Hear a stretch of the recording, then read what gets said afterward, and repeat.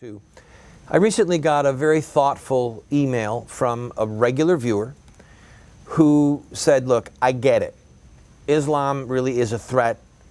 I understand baby killing is horrific, and I am completely walking with you to try and stop the militant homosexual, same-gender marriage movement. I get it, he said, but I am tired of you beating up on the church. Stop. Don't talk about the church. And I understand his consternation. I mean, please understand that this is not a practice that I relish or that I take lightly, and it's not without a lot of thought and, I believe, biblical basis. And I want to talk to you about that for a minute. The scripture says that Jesus said, he said, you are the salt of the earth. If the salt has lost its savor, it is henceforth good for nothing, but to be thrown into the street and trampled underfoot of men. Now, let's think about that.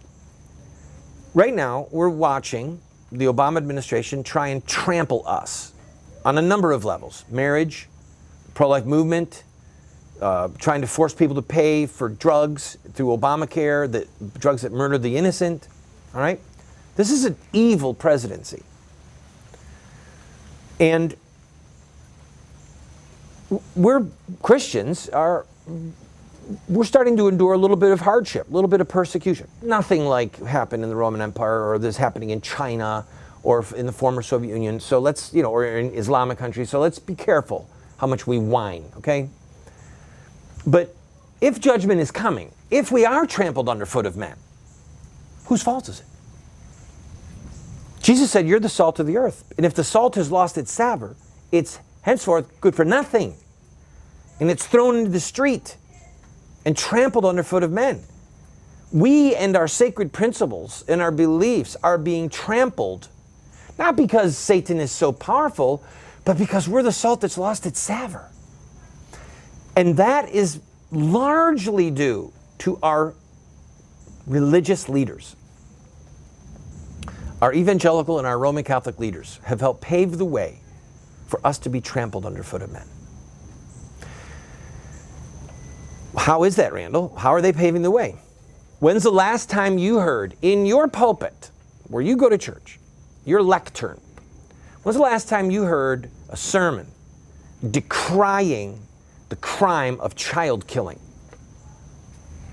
When's the last time you heard a sermon where a pastor stood up and said, the pill, the IUD, the patch, all these so-called birth controls are in effect human pesticides, because they actually don't just stop conception from happening, but they kill a human life chemically once that human life is started. When's the last time you heard somebody from your pulpit preach that? When's the last time you heard somebody from your pulpit preach that the militant homosexual same-gender marriage is an abominable sin against God, against the family, against God's laws? When's the last time you heard that? When is the last time you heard that voting certain ways constitutes a sin? A sin, okay?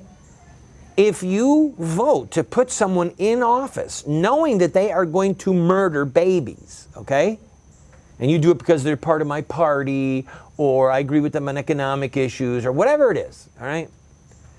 If you vote to put that person in office and they use their power in office to murder the innocent, you share in the guilt of blood, okay?